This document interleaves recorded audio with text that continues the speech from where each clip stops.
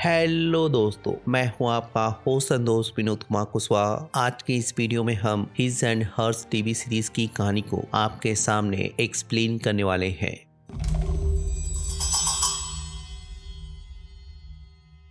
His and hers की कहानी की शुरुआत जॉर्जिया के नेशनल फॉरेस्ट से शुरू होती है, जहां पर हमें एक औरत को अपने कार के ऊपर आखिरी सांसें लेते हुए देखते हैं। फिर कहानी एना एंड्रूज, जो कि एक रिपोर्टर है और बीते 1 साल से अपनी बेटी को खोने के गम में ट्रोमा से गुजर रही है, जो कि अपने अपार्टमेंट में आकर अपने दांत के इन्फेक्शन को देखने के बाद, अपने आप को और अपने घर को ठीक करने के बाद नीचे जाकर जब कूड़ा फेंकने लगती है तो उसकी नज़र जहाँ लेक्सी जोन के बिलबोर्ड पे या न्यूज़ एंकर पर टिक जाती है, वहीं उसका मानना होता है कि हर कहानी में कम से कम 2 पहलू जरूर होते हैं।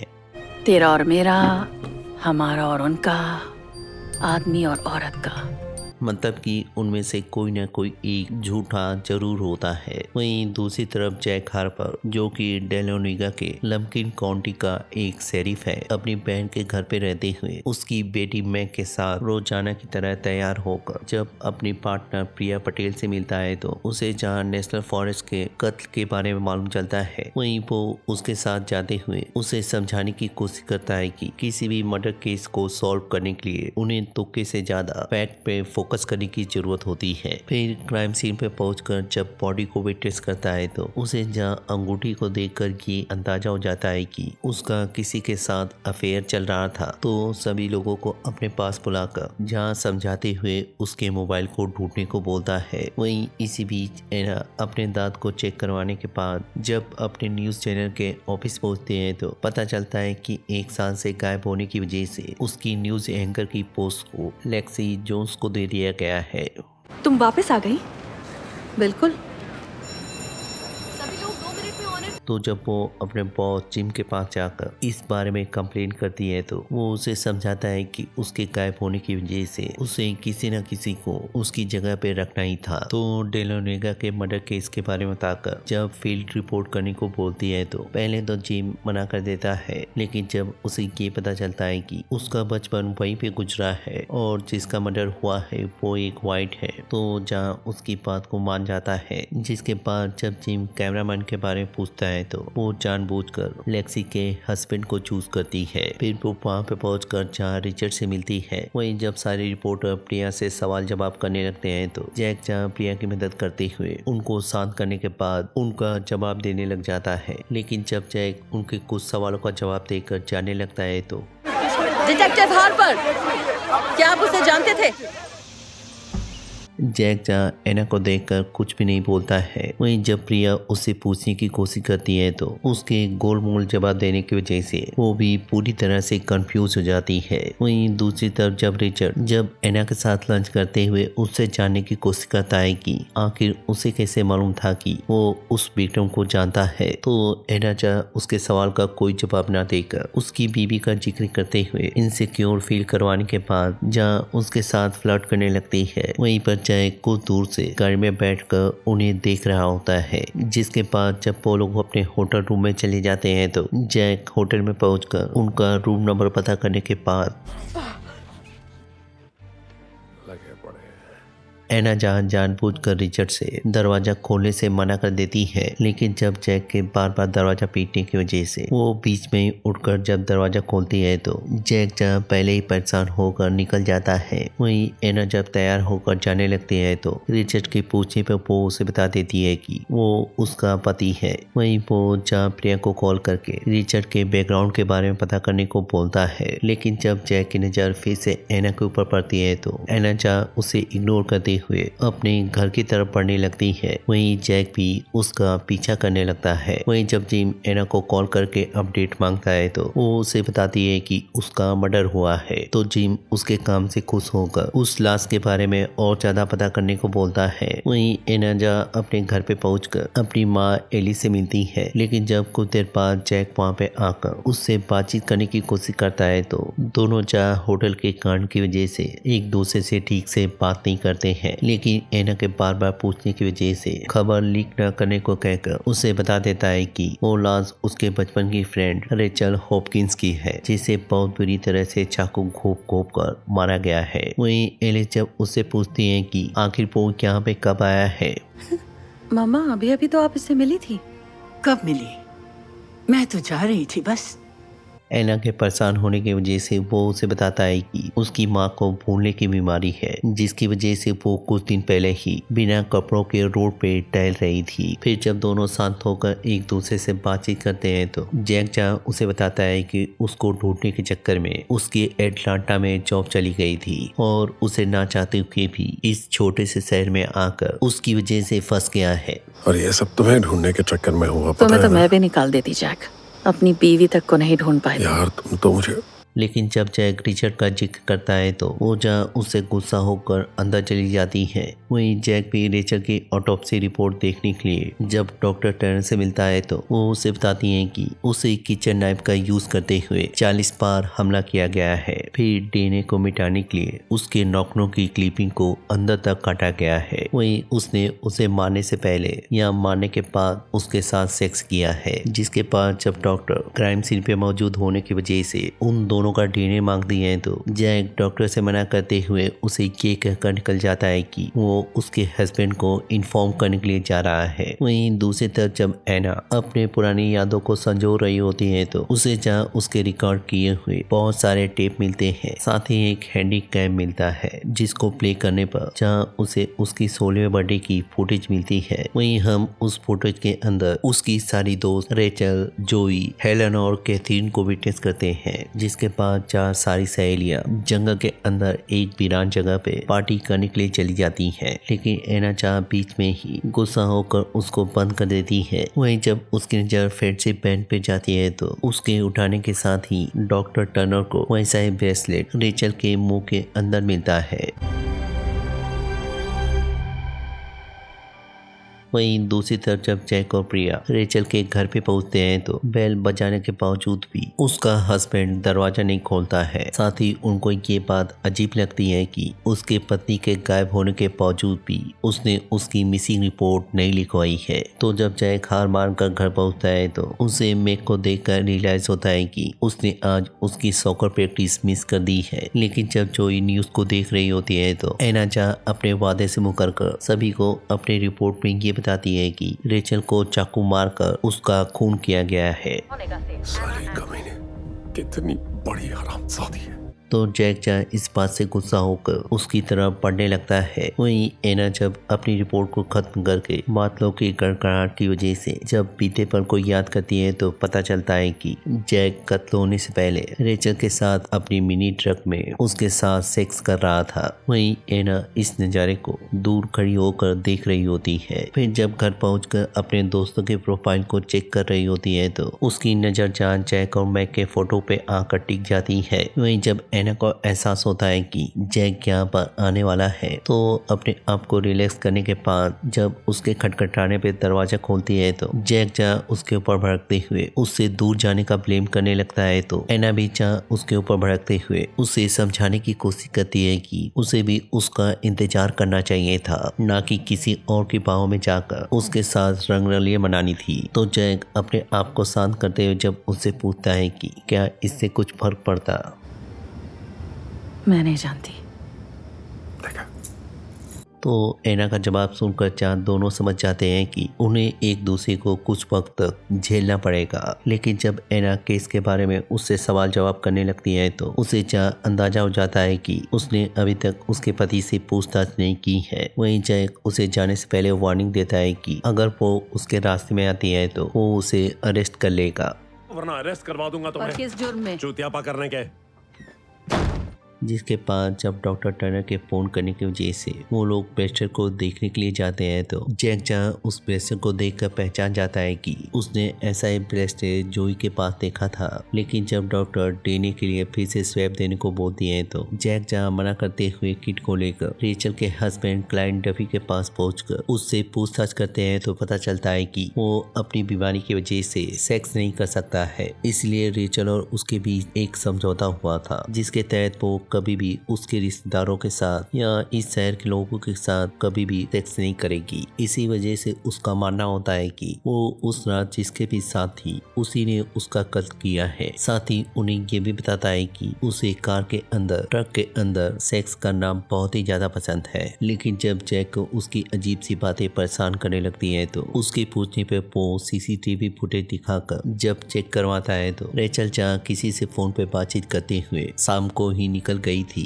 वहीं बारिश होने के बावजूद भी वो अपने कुत्ते को घुमाने के लिए गया था, जिसके बाद जब प्रिया उसे बताती है कि वो लोग उसके फोन को ट्रेस कर रहे हैं। क्लाइड जब उन्हें बताता है कि वो अपनी बीवी की आवाज को सुनने के लिए उसके फोन पे कॉल करके उसकी आवाज को सुनता रहता है तो जैक जहाँ बैटरी खत्म होने के बारे में बताकर उसे जहाँ कॉल करने के लिए मना करता है। वहीं जब वो बातों बातों में उनको ये बताता है कि रेचल को 40 बार चाकू मारे गए थे तो जैक के पूछने पर उसे पता चलता है कि एना उनसे पहले आकर यहाँ से जा चुकी है। साथ ही उन्हें ये भी पता चलता है कि वो हेलन वेंग से मिलने के लिए गई है। तो जब वो फ्रस्ट्रेट होकर एना को कॉल करने की कोशिश करता है तो वो जहाँ उसकी कॉल को पिकअप नहीं करती है। लेकिन जब जैक के ऊपर शक होने की वजह से वो प्रिया को सारे कैमरे ढूंढकर ब्लाइंड स्पॉट के बारे में पता करने को बोलता है तो प्रिया उससे जानने की कोशिश करती है कि तो ये गट फीलिंग है? क्या कहा? तुक्के जैसा? जैक उसे समझाते हुए बताता है कि क्या उसे सच में लगता है कि वो तेज बारिश के अंदर सिर्फ कुत्ते को टहलाने के लिए गया था। तो प्रिया जहाँ उसकी बात से सहमत होते हुए कैमरे के लोकेशन को ढूंढने के लिए चली जाती है। वहीं जब वो हेलन को कॉल करने की कोशिश करता है तो वो क्लाइड से बात कर रही होती है, जहाँ क्लाइड उसे धमकाते हुए उससे जहाँ सारा नाता तोड़ने की बात करता है। वहीं जब वो रेचल के फोन पे फिर से कॉल करने लगता है तो जैक को जहाँ अपने गाड़ी के अंदर उसका फोन मिल जाता है। हो गया, काम हो गया सा।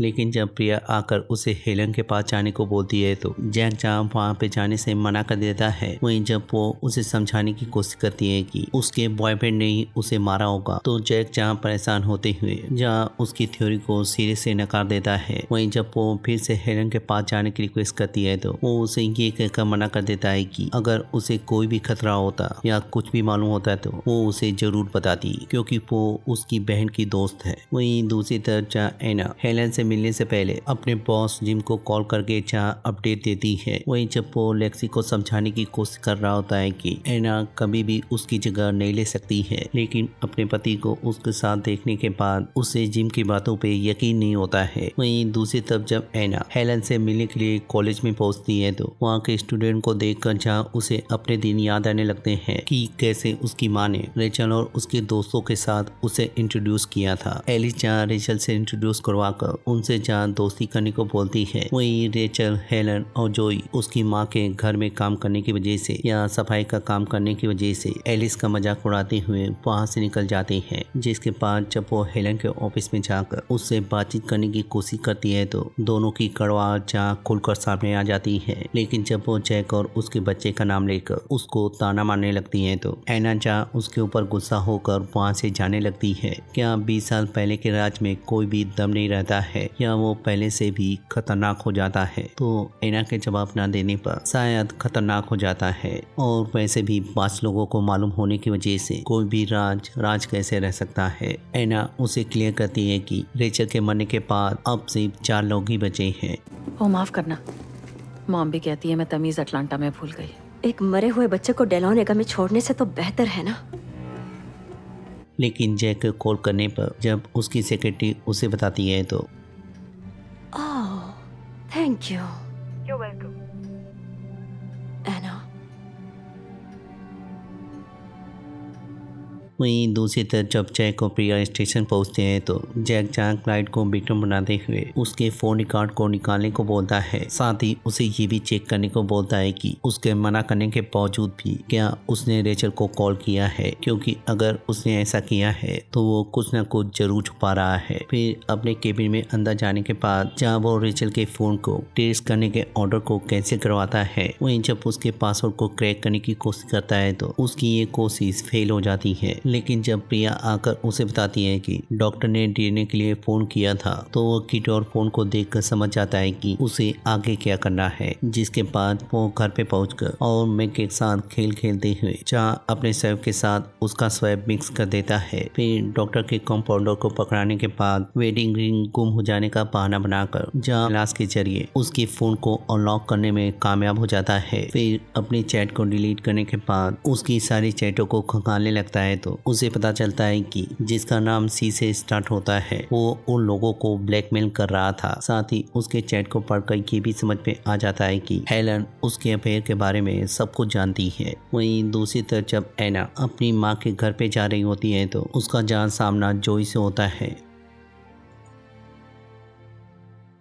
जिसके बाद जब वो अपनी माँ को चेक करने के लिए जाती है तो एलिस जैक के ऊपर इसलिए खफा होती है कि उसने उससे पहले उसकी बीमारी के बारे में उसे बता दिया है। लेकिन जब वो अपनी बेटी के लिए ऑमलेट बनाकर देती है तो उसकी जहाँ बीमारी खुलकर सामने आ जाती है। लेकिन उसी वक्त जब उसका बॉस उसे कॉल करके बताता है कि लेक्सी के गायब होने की वजह से उसे स्टूडियो में आकर लेक्सी की शाम की जगह लेनी पड़ेगी, तो जब एना जिम के बात को मानकर निकलने लगती है तो उसकी मॉम उसी ऑमलेट को पैक करके उसे खाने के लिए देती है। वहीं दूसरी तरफ जब प्रिया को क्लाइड डफी के फोन कार्ड मिलते हैं तो उसे जहां पता चल जाता है कि वो रेचल की बेटी को डेट करने के लिए उसके फोन के ऊपर बार बार कॉल कर रहा है। लेकिन जब तभी उसे क्राइम सीन की रिपोर्ट मिलती है तो प्रिया को वैसे ही जूते के निशान मिलते हैं जो जूते जैक को बिलोंग करते हैं। वहीं दूसरी तरफ जब क्लाइड हेलन को कॉल करने की कोशिश करता है तो वो जहाँ उसके कॉल को पिकअप नहीं करती है। वहीं हेलन अपने दोस्त को याद करने के बाद शेरिफ बांस को फोन लगाती है तो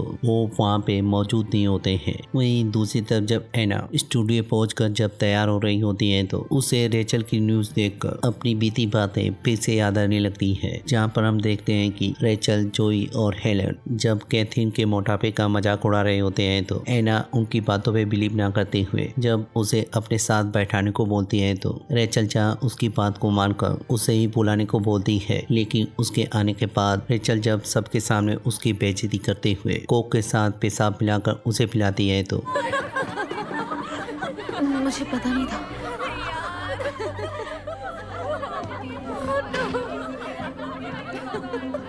फिर जब कहानी प्रेजेंट में आती है तो एना जब सारी तैयारी करने के बाद न्यूज को प्रेजेंट करने वाले ही होती है कि लेक्सी वहाँ पे दस्तक देते हुए और सभी से माफी मांगते हुए ये बताती है कि वो अपने सिस्टर इन लॉ की बेटी की देखभाल कर रही थी। तो जिम को जहाँ उसके आने की वजह से एना को फिर से रिप्लेस करना पड़ता है। वहीं एना अपनी इस बेइज्जती का बदला लेने के लिए उसकी कार पे उसी ऑमलेट को फेंक देती है जो उसकी माँ ने उसके लिए पैक किया था। वहीं दूसरी तरफ जब जैक अपने घर पे जाकर रेचल के फोन में और ज्यादा छानबीन करता है तो उसे जहाँ रेचल, हेलन और क्लाइड की BDSM की वीडियो मिलती है जिससे ये कंफर्म हो जाता है कि आखिर हेलन और क्लाइड रेचल की फोन की बैटरी को क्यों डेट करना चाहते हैं, क्योंकि अगर ये वीडियो सामने आ जाती है तो उन दोनों की रेपुटेशन पूरी तरह से मिट्टी में मिल जाएगी। लेकिन जब मैक आकर उसे डिनर पे नीचे बुलाती है तो जैक को जहाँ अपनी तफ्तीश छोड़कर नीचे जाना पड़ता है। फिर जब खाना खाते वक्त जैक अपनी बहन को ताना मारता है तो जोई जहाँ अपनी बेटी को टीवी देखने को बोलकर जब उसके ऊपर भड़क कर उससे जानने की कोशिश करती है तो जैक जहाँ उसे बता देता है कि उस रात वो रेचल के साथ था लेकिन उसने उसका खून नहीं किया है। कहाँ? अपने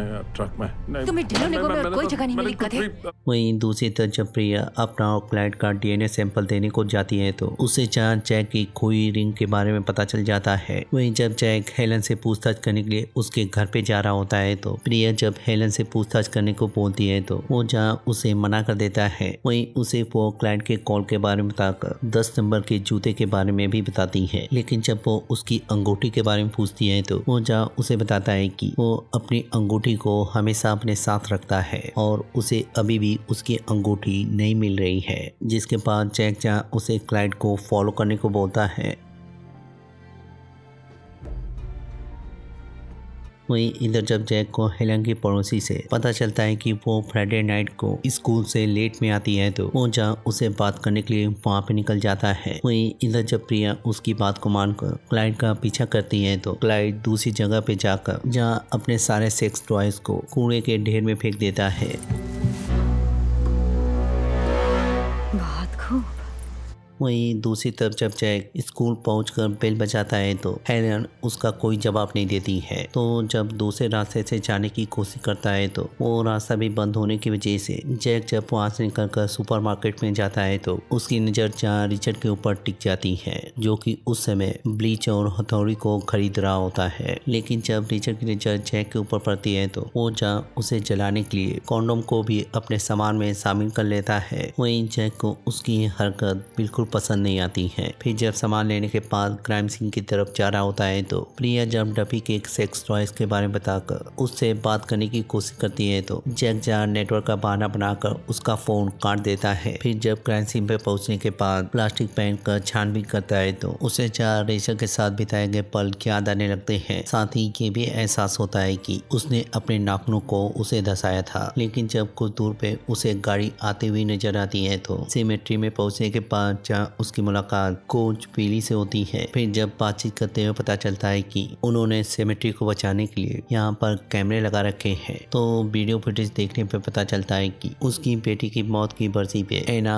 उसको देखने के लिए आई थी। साथ ही गाड़ी आने की वजह से ये भी जान जाता है कि उसने उसे देख लिया था। वहीं दूसरी तरफ जब एना लौट रही होती है तो उसे चार रेडियो पे गाना सुनते हुए बीते पलों की याद आने लगती है, क्योंकि जैक उसी गाने को गुनगुनाते हुए अपनी बेटी को चुप कराने की कोशिश कर रहा होता है। तो जब चार्लेट सो जाती है तो वो लोग जहाँ उसे एलिस के पास छोड़कर बाहर घूमने के लिए चले जाते हैं। वहीं जब एना अपने सपने से बाहर आकर अपनी बेटी के बारे में सोच रही होती है तो रिचर्ड जहाँ उसको आकर ज्वाइन करता है। वहीं जब दोनों एक दूसरे से बातचीत करते हैं तो रिचर्ड उसे कंफर्म करता है कि लेक्सी की कोई सिस्टर इन लॉ नहीं है। वहीं उसकी बहन 20 साल पहले ही गुजर चुकी है। तो एना अपने आप को ब्लेम करते हुए बताती है कि जिंदगी में कभी न कभी बुरा वक्त जरूर आता है, क्योंकि हम उसे खुद बुलाते हैं चाहे कैसे भी हो। लेकिन जब वो बुरा वक्त आता है तो ऐसा महसूस होता है कि बुरा काम करना बिल्कुल सही है। वहीं दूसरी तरफ जब जैक को पता चलता है कि एलिस फिर से अपने घर से निकलकर रोड पर नंगी घूम रही थी तो जैक जहाँ उन्हें पिकअप करने के बाद घर पर ले जाकर जब उन्हें समझाता है तो वो डॉक्टर के पास ना जाने का फैसला करके उसे बताती है कि वो सब कुछ भूलने से पहले मरना पसंद करेगी। फिर जैक को समझाने की कोशिश करती है कि उसे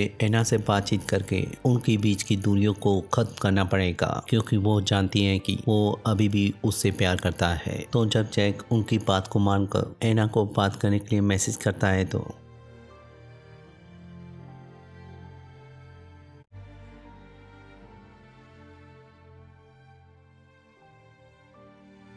लेकिन प्रिया के कॉल करने की वजह से जब उसकी नींद टूटती है तो उसे जहाँ पता चलता है कि हेलन का मर्डर हो गया है। तो जब जैक जल्द से जल्द तैयार होकर वहाँ पे पहुँचता है तो उसे पता चलता है कि सबसे पहली बार उसकी लाश को एना ने देखा था। जिसके बाद जब दोनों मिलकर क्राइम सीन को इन्वेस्टिगेट करते हैं तो पता चलता है कि हेलन को भी उसी तरह से मारा गया है। साथ ही प्रिया उसे बताती है कि हेलन ने रात को 12 बजे कॉल किया था, लेकिन होटल के लोगों ने उसे सुबह मैसेज दिया था। तो जैक जब एना का फोन लेकर उसके पास पहुंचने के बाद जब उसे फोन देकर उससे पूछता है तो वो उसे बताती है कि वो यहाँ पे 7 बजे पहुंची थी, 7:05 पे उसने लाश देखी थी, 7:06 पे उसने रिचर्ड को बुलाया था, 7:08 पे उसने बॉस को बताया था। फिर अपनी रिपोर्टिंग करने के बाद 7:45 पे पुलिस को इन्फॉर्म किया था। फिर जब जैक उससे जानने की कोशिश करता है कि वो रेचल के कत्ल के वक्त कहाँ पे थी, एना बताती है कि वो एटलांटा के अंदर अपने कमरे में थी। जिसके बाद जब एना वहाँ से निकलकर अपने बॉस से बातचीत करती है तो वो जहाँ उसे किसी तरह से सनसनी खबर को जुटाने को बोलता है। वहीं दूसरी तरफ जब जैक प्रिया से बातचीत करते हुए रिचर्ड और एना को देखता है तो प्रिया उसे रिचर्ड के बैकग्राउंड के बारे में बताती है कि उसने 3 साल पहले एक औरत का जबड़ा तोड़ने की वजह से उसको जहाँ जेल की हवा खानी पड़ी थी। साथ ही उसके ऊपर बैटरी चोरी का भी इल्जाम है। तो जब जैक इस बात को जानने के बाद एना को खोजते हुए उसके पास जाता है तो उन दोनों की जहाँ कहासुनी हो जाती है। जानता हूँ, तुम जानते हो? बहुत अच्छे से जानता सच हूँ, में? मुझे सब पता है। मैं औरत होता तो मेरा भी जबड़ा तोड़ देता। हाँ?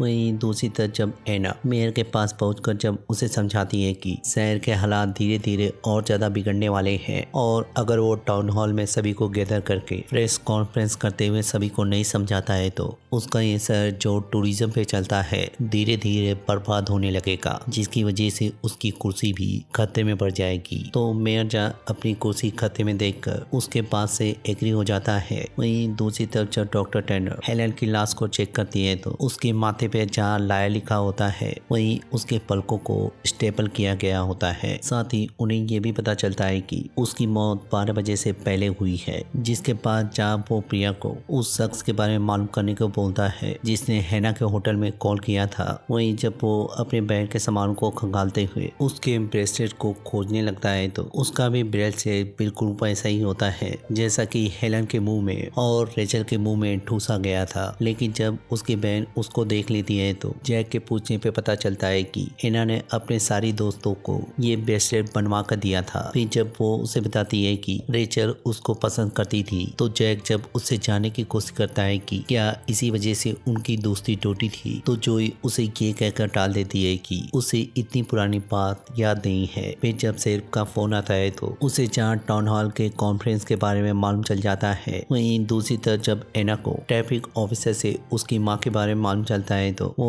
उनके पास पहुंचकर जहाँ उनका हालचाल लेती है। वहीं एलिस अपनी बेटी से बातचीत करते हुए डॉक्टर की हेल्प लेने के लिए मान जाती है। वहीं दूसरी तरफ जब प्रिया एना के होटल के कॉल के बारे में मालूम करने की कोशिश करती है तो उसे जहाँ रेचल के फोन ट्रेसिंग के कैंसिल करने के बारे में मालूम चल जाता है तो प्रिया इस बात से सरप्राइज होने के बाद रेचल की भी फोन रिकॉर्ड की डिटेल मांगती है। वहीं दूसरी तरफ जब वो लोग प्रेस कॉन्फ्रेंस की तैयारी कर रहे होते हैं तो रिचर्ड जब एना से बातचीत करते हुए उसके पर्स में गन देखता है तो वो उसे बताती है कि वो पहले क्राइम रिपोर्टर होने की वजह से इस गन को अपनी सेफ्टी के लिए लिया था, लेकिन अभी तक उसे इसे यूज करने का मौका नहीं मिला है। जिसके बाद जब प्रेस कॉन्फ्रेंस शुरू होती है तो जैक जब सभी के सवालों का जवाब देने की कोशिश करता है तो पब्लिक जहाँ उसके ऊपर भड़क कर उसे माइक से दूर कर देती है। तो जब एना सभी को शांत करने के बहाने जोई को जब भड़काती हुई सभी से भिड़ा देती है तो पूरी कॉन्फ्रेंस में जहाँ भगदड़ मच जाती है। वहीं जब जिम को ये सारी फुटेज मिलती है तो उसका खुशी का ठिकाना नहीं रहता है। लेकिन जब लेक्सी उसे बताती है कि वो वहाँ पे जाकर एक रिपोर्ट करने वाली है। तुम कहाँ जा रही हो? डिलॉनेगा क्या? डेस्क कैरी संभालने की। वहीं दूसरी तरफ जब एना बाहर आती है तो जो जहाँ उसके कांड की वजह से उसके ऊपर भड़क जाती है। वहीं जब वो उसे बताती है कि उस हादसे को 20 साल बीत चुके हैं, वो उतनी भी बड़ी बात नहीं थी, तो वो जहाँ उसका जवाब ना देकर उससे पूछती है कि आखिर वो कल रात 12 बजे कहाँ पे थी। तो उसकी बात को सुनकर जब उसे डराने की कोशिश करती है तो एना जहाँ पलटवार करते हुए, तुम्हें डर लगता है? तुम्हें कहीं चले जाना चाहिए जोई, यहाँ कोई सेफ नहीं। उसे डरा कर चली जाती है। फिर जहाँ जैक के मैसेज का रिप्लाई देकर उससे बातचीत करने के लिए राजी हो जाती है तो रिचर्ड उसके पास आकर जब एंजॉय करने को बोलता है तो वो जहाँ उसे मना कर देती है। जिसके बाद लेक्सी अपने पति को इन्फॉर्म करने के बाद क्लाइंट के घर पे पहुंचकर जहाँ उसका इंटरव्यू लेती है। वहीं क्लाइंट 2 कदम आगे जाते हुए उसके बीवी के कातिल के बारे में बताने के लिए $50,000 का इनाम रखता है। वहीं जब उसका शो पैसे की वजह से हिट हो जाता है तो रिचर्ड उसे बातचीत करते हुए जब जानने की कोशिश करता है कि आखिर वो एना से इतनी नफरत क्यों करती है। लेक्सी उसे समझाती है कि वो उसकी जगह पाना चाहती है, लेकिन वो किसी भी कीमत पे अपनी जगह उसे नहीं दे सकती है। जिसके बाद दोनों जहाँ करीब आते हुए अपने लेक हाउस के लिए रवाना हो जाते हैं। वहीं दूसरी तरफ जहाँ प्रिया को पता चलता है कि जैक का DNA मिसमैच हो चुका है, वहीं स्कूल की एयरबुक देखने पर उसे जहाँ पता चल जाता है कि सभी के पास सेम ब्रेसलेट है। वहीं दूसरी तरफ जब दोनों मीटिंग पॉइंट में पहुंचते हैं तो एना जहाँ उसे बातचीत करते हुए बता देती है कि उसने उसे रेचल के साथ देखा था, लेकिन वो उसके बाद चली गई थी। वहीं जैक भी उसे बताता है कि उसने रेचल को नहीं मारा है और उसका अफेयर उसके लिए कोई मायने नहीं रखता था। जिसके बाद जहाँ दोनों एक दूसरे से माफी मांगते हुए एक दूसरे के करीब आ जाते हैं। फिर जब सुबह होने के बाद जब दोनों अपने घर पे पहुंचते हैं तो दोनों का ही हाल एक जैसा ही होता है। लेकिन जब जैक स्टेशन पहुंचता है तो डफी के इनामी राशि की वजह से जहां बहुत से लोग आकर अपना दावा ठोकने लगते हैं। वही जब जैक दूसरे शेरिफ के साथ मिलकर या अपने बॉस के साथ मिलकर इस केस के बारे में बातचीत कर रहा होता है तो प्रिया उनकी मीटिंग में भाग डालते हुए उन्हें समझाती है कि रेचल, एना, जोई और हेलन एक ही तरह के ब्रेसलेट को शेयर करती थी जिन्होंने साथ में ही एक साथ पढ़ाई की है। तो ऐसा हो सकता है कि शायद उनके बीच कोई ना कोई पुरानी दुश्मनी हो या कोई ऐसा सीक्रेट जिसके आने की वजह से किसी ना किसी की लाइफ बर्बाद हो सकती हो। तो अगर जब उनके फ्रेंड सर्कल में 2 ही लोग बचे हैं तो उसका शक एना के ऊपर जाता है। लेकिन जब जैक उसकी बात को सुनकर भड़क जाता है तो वो उनको समझाने की कोशिश करती है कि रेचल की मौत के बाद सबसे ज्यादा किसको फायदा हुआ है, आखिर किसका कैरियर फिर से चमक गया है। तो जैक जहाँ उसकी बकवास को सुनकर वहाँ से निकलकर चला जाता है। हमारे पास सैकड़ों लीड्स है, उन पर तुम ध्यान क्यों नहीं बहुत देते? बढ़िया, करो बकवास। Police station. वहीं शेरिफ उसकी बात को समझते हुए एना से पूछताछ करने की इजाजत देते हैं। वहीं दूसरी तरफ जब जैक एना के ऊपर खतरा मंडाते हुए देखकर क्लाइड डफी के पास पहुंचकर वीडियो और चैट को दिखाकर जब उसके ऊपर आरोप लगाता है तो क्लाइड उसके इस बात को तो मानता है कि वो जानबूझकर उसके बेटी को डेट करना चाहता था ताकि इस वीडियो के बारे में किसी को भी ना मालूम चले। लेकिन वो एकलौता सी नहीं है जिसका नाम सी से शुरू होता है। लेकिन जब जैक उसे अरेस्ट करने को बोलता है तो वो उसे इशारों में बता देता है कि वो उसके और उसकी बीवी के अफेयर के बारे में जानता है, जिसके बाद जहाँ उसे धमकी देकर वहां से निकल जाता है। तो जब जैक इस बात को जानने के बाद वापस स्टेशन पहुंचकर एक ऐसे लोकल आदमी से बात करता है जिसने दावा किया होता है कि उसने रेचल की कातिल को देखा है। तो उससे बातचीत करने पे पता चलता है कि वो और रेचल कुछ साल पहले एक साथ ट्रेवल करते हुए अटलांटा के लिए जा रहे थे, लेकिन रास्ते में रुकने पर उसकी लड़ाई किसी के साथ हो गई थी क्योंकि उसके चेहरे पर 5 उंगलियों के निशान बने थे। तो जैक जहाँ उस जगह का पता लेने के बाद उसके मालिक से फोन करके जहाँ उससे पिछले साल के गेस्ट लिस्ट मांगता है। वहीं इसी बीच जब प्रिया एना को खोजते हुए एलिस के घर पे पहुंचती है तो एलिस के खाली कप सर्व करने की वजह से जहां उसे उसकी कंडीशन मालूम चलती है। फिर जब एना वहाँ पे आती है तो एना से पूछताछ करते हुए कि यकीन हो जाता है कि उसने ये दोनों कत्ल नहीं किए हैं। वहीं दूसरी तरफ जब जैक लिस्ट आने का इंतजार कर रहा होता है तो जोई वहाँ पे पहुंचकर जब उसे समझाने की कोशिश करती है कि उसका भी खून हो सकता है। तो जैक के पूछने पर जब वो उसे बताने वाली होती है कि 16वें बर्थडे के दिन क्या हुआ था तो गेस्ट लिस्ट आने की वजह से जहाँ उनकी बात बीच में रुक जाती है। वहीं जब वो रिकॉर्ड को मैच करता है तो पता चलता है कि लेक्सी और रिचर्ड दोनों ही वहाँ पे मौजूद थे। तो अपने बहन को यहीं पे रहने को कहकर जब वो उससे मिलने के लिए जाता है तो प्रिया जहाँ इसका फायदा उठाते हुए जब उससे बातचीत करती है तो उसे जहाँ 5वीं दोस्त या कैथरीन के बारे में मालूम चल जाता है। वहीं दूसरी तरफ जब जैक रिचर्ड के पास पहुंचकर उससे पूछताछ करता है तो वो बताता है कि वो उस वक्त इस देश के अंदर ही नहीं था। लेकिन जब जैक औरत के जबड़ा तोड़ने के बारे में बताता है तो वो उसे बताता है कि लेक्सी के एक पागल फैन की वजह से उसकी मारपीट हुई थी। तो जैक जब उससे पूछता है कि क्या वो इतनी सी बात के लिए किसी का जबड़ा तोड़ सकता है, रिचर्ड जब उसे जवाब देता है कि ये बस उसका नेचुरल रिएक्शन था, चाहे तो वो अपनी पत्नी से पूछ सकता है।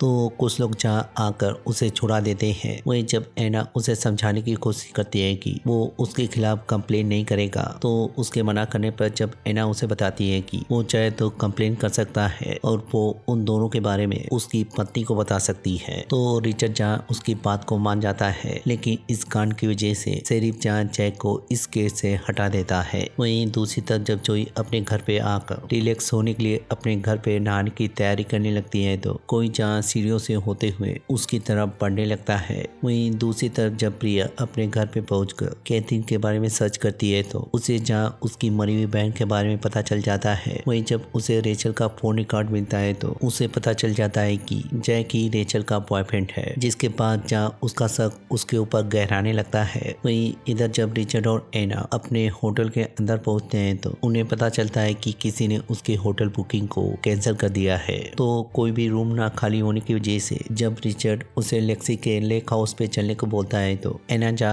उसकी बात को मान जाती है। लेकिन जब रास्ते में जाते वक्त वो फिर से अपनी यादों में खो जाती है तो हमें 16 बर्थडे की आगे की कहानी मालूम चलती है, जहाँ पर वो लोग जाने के बाद जब एंजॉय कर रहे होते हैं तो रेचल ने जहाँ पैसे के बदले में कुछ लोगों को अपनी पार्टी में बुलाया होता है। फिर जब पार्टी पूरी तरह से जोश में आ जाती है तो वो लोग जहाँ उसे पैसे देने के बाद कैथरीन के इज्जत के ऊपर हाथ डालने लगते हैं तो वो जहाँ एना को पुकारती है। एना,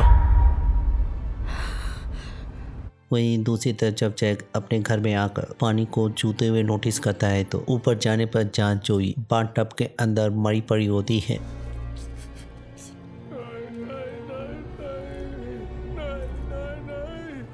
वहीं दूसरी तरफ जब एना लेक हाउस में पहुंचती है तो उसे मालूम चलता है कि लेक्सी भी यहीं पे है। तो जब वो आगे बढ़ते हुए उसकी फैमिली की फोटो को नोटिस करती है तो कैथरीन की टीनेज की फोटो को देखकर और करंट की फोटो को देखकर जहाँ उसे पता चल जाता है कि कैथरीन ही लेक्सी है। वहीं जब कहानी लेक्सी के टीनेज में जाती है तो कैथरीन या लेक्सी के बहन एंड्रिया उसके खाने का मजाक उड़ाते हुए उसे जब बुरी तरह से ट्रोल कर रही होती है तो उनके पेरेंट्स जहाँ तालाब के अंदर जाने की तैयारी कर रहे होते हैं। वहीं एंड्रिया अपनी भड़ास निकालने के बाद जब उसे अपनी अस्थमा का इनहेलर लाने को बोलती है तो कैथरीन जहाँ अपनी बहन की झंझट को खत्म करने के लिए उस इनहेलर को पूरी तरह से खत्म करके उसको देती है। लेकिन अंदर जाने के बाद जब उसकी बहन को अस्थमा का अटैक पड़ता है तो इनहेलर खत्म हो जाने की वजह से जहाँ उसकी मौत हो जाती है। वहीं जब कहानी प्रेजेंट में आती है तो एना इस सच्चाई को जानने के बाद जब उनसे डरते हुए जैक को फोन लगाती है तो वो जहाँ जोई के खोने के गम में पूरी तरह से डूबा हुआ होता है। वहीं जब वो जोई की मौत के बारे में बताता है तो एना जहाँ उसे डरते हुए समझाती है कि रिचर्ड और लेक्सी ने ही सभी को मारा है। लेकिन तभी रिचर्ड आकर जहाँ उससे उसका फोन छीन लेता है। तो जब जैक इस बात को जानने के बाद बाहर निकलता है तो उसका जहाँ सामना प्रिया सो जाता है। लेकिन उसके कपड़ों में खून लगे होने की वजह से जब प्रिया उसके ऊपर गन तानते हुए उससे जवाब मांगने की कोशिश करती है तो जैक जहाँ टाइम कम होने की वजह से उसे मारकर जहाँ घायल कर देता है, फिर उससे माफी मांगते हुए वहां से निकल जाता है। वहीं इधर जब धीरे धीरे करके टेंशन बहुत ज्यादा बढ़ने लगती है तो एना उसे समझाने की कोशिश करती है कि वो जैसा लेक्सी के बारे में सोचता है वो बिल्कुल वैसी नहीं है। लेकिन जब रिचर्ड उसकी बातों पर विश्वास न करते हुए और हो रही मौतों से अपना कैरियर चमकाने को कहकर जब उसके ऊपर भड़कने लगता है तो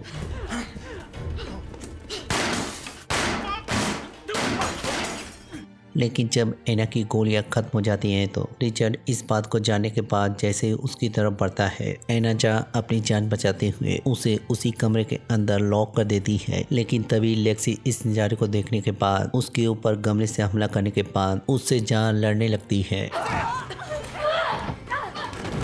वहीं इसी बीच जब जैक के घर पे पुलिस पहुंचती है तो प्रिया शेरिफ से बातचीत करते हुए इस बात को समझने में कामयाब हो जाती है कि रेचल और हेलन लेक्सी को उसकी बहन के मर्डर की वजह से उसे ब्लैकमेल कर रहे थे। वहीं इधर जब लेक्सी बीती बातें याद दिलाकर उसको ब्लेम करने लगती है तो दोनों की जहां फाइट फिर से शुरू हो जाती है।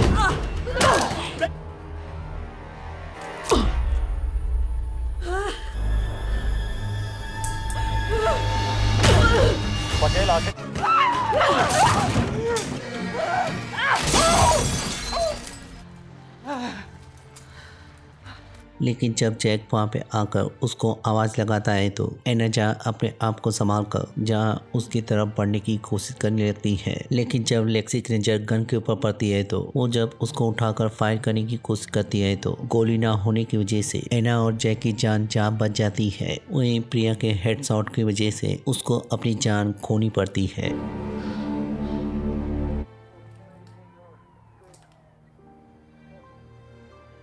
जिसके बाद जहां पुलिस आकर रिचर्ड को गिरफ्तार करके ले जाती है, वहीं इस खतरनाक मंजर का अंत हो जाता है। जिसके बाद जैक और एना जहां आपस में बातचीत करते हुए एक दूसरे को जहां अपनी आप बीती बताते हैं, वहीं दूसरी तरफ जब शेरिफ और प्रिया उसके घर की छानबीन करते हैं तो उन्हें जहां रेचल की नेल क्लिपिंग और वो चाकू मिल जाता है जिससे उसका कत्ल हुआ था। तो पुलिस जहां लेक्सी को कातिल मानकर इस केस को बंद कर देती है। फिर एक साथ बीतने के बाद जैक और एना जहां अटलांटा में रहते हुए अपने नए बच्चे के आने का इंतजार कर रहे हैं। वहीं मैक की वजह से वो लोग जहाँ चार्लेट की कमी को भी पूरा कर लेते हैं। फिर जब सभी लोग एलिस से मिलने के लिए उसके घर पे पहुंचते हैं तो एना को जहाँ अपनी माँ की एक चिट्ठी मिलती है, जिसे पढ़ते हुए जहाँ धीरे धीरे सारे राज खुलने लगते हैं। वहीं हमें पता चलता है कि एलिस की गलती की वजह से चार्लेट की मौत हुई थी, जिसके बाद जब एना अपनी बेटी के खोने के गम में सब कुछ छोड़कर चली गई थी तो एलिस की जिंदगी अपनी नातिन को याद करते हुए और अपनी बेटी को याद करते हुए उसकी रिकॉर्डिंग को देखते हुए बीतती थी। लेकिन जब एक दिन उसे 16 बर्थडे का वीडियो मिला तो वो जान गई कि आखिर उसकी बेटी के साथ क्या हुआ है,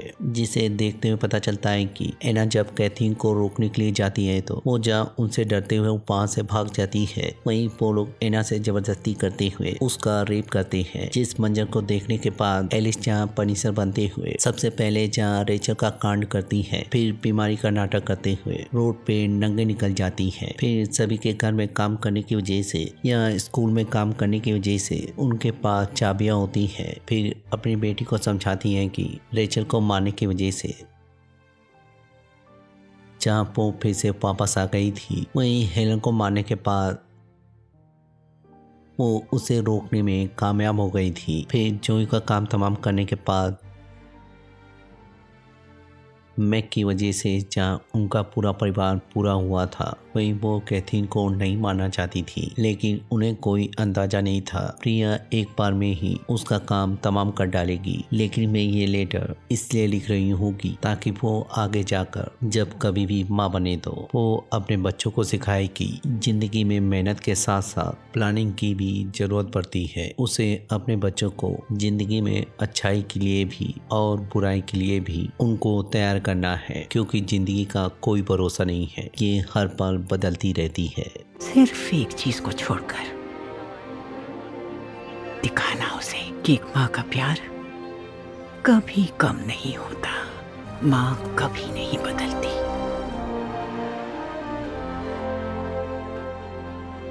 तो इसी के साथ जहाँ ये सीरीज खत्म हो जाती है, वहीं मिलते हैं किसी और टीवी सीरीज को एक्सप्लेन करते हुए। तब तक के लिए शुक्रिया।